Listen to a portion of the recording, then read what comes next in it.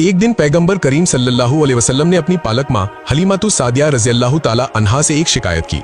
इस्लाम में दूध के रिश्ते से भी वही संबंध स्थापित होते हैं जो खून के रिश्ते से होते हैं। इसीलिए हलीमातुस सादिया रज़ियल्लाहु ताला अन्हा को रसूल अकरम सल्लल्लाहु अलैहि वसल्लम की पालक माँ माना जाता है। रसूल अकरम सल्लल्लाहु अलैहि वसल्लम ने शिकायत की कि मैं पूरे दिन घर में आराम करता हूँ, लेकिन मेरे भाई पूरे दिन धूप में मवेशी चराने जाते हैं और दिन भर अथक परिश्रम करते हैं। अगर मैं उनकी मदद करूँ तो उनका कष्ट कुछ कम होगा। हलीमातुस सादिया रज़ियल्लाहु ताला अन्हा ने तब रसूल अकरम सल्लल्लाहु अलैहि वसल्लम से कहा, तुम मेरे जिगर के टुकड़े हो, तुम्हारे और उनके बीच अंतर है। लेकिन रसूल अकरम सल्लल्लाहु अलैहि वसल्लम हलीमातुस सादिया की कोई बात मानने को तैयार नहीं थे। उन्होंने कहा, मैं ये किसी भी तरह से नहीं मान सकता कि एक ही घर में रहने वाले भाइयों में से एक आराम करेगा और बाकी कष्ट करेंगे। मैं अपने भाइयों का कष्ट थोड़ा बहुत भी दूर करूंगा।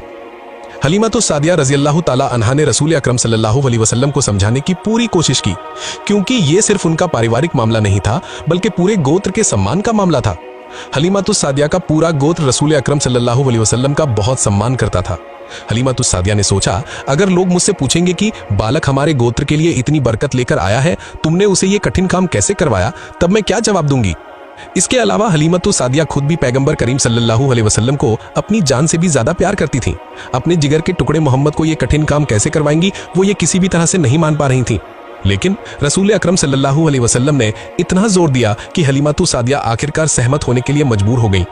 रसूल अकरम सल्लल्लाहु अलैहि वसल्लम के भाई भी रसूल अकरम सल्लल्लाहु अलैहि वसल्लम को साथ ले जाने के लिए तैयार नहीं थे, क्योंकि वो भी पैगंबर करीम सल्लल्लाहु अलैहि वसल्लम से बहुत प्यार करते थे। उन्होंने रसूल अकरम सल्लल्लाहु अलैहि वसल्लम से कहा, अगर हमें कष्ट होगा तो हम सह लेंगे, लेकिन आपका कष्ट हम सहन नहीं कर सकते।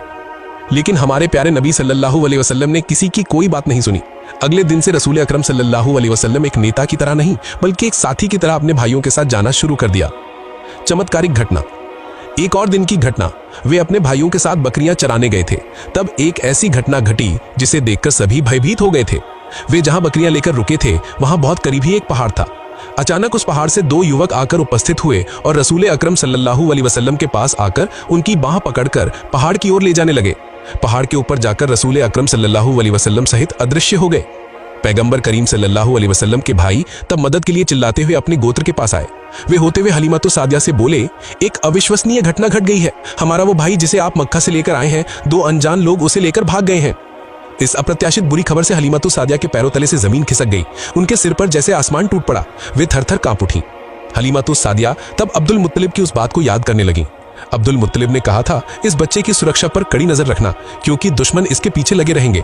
इस घटना को याद कर वो और भी भयभीत हो गईं और पूरे गोत्र से मदद की अपील की। गोत्र के सभी पुरुष बहुत तेजी से उस पहाड़ की ओर दौड़े। जब वे पहाड़ पर पहुंचे तब वे और भी हैरान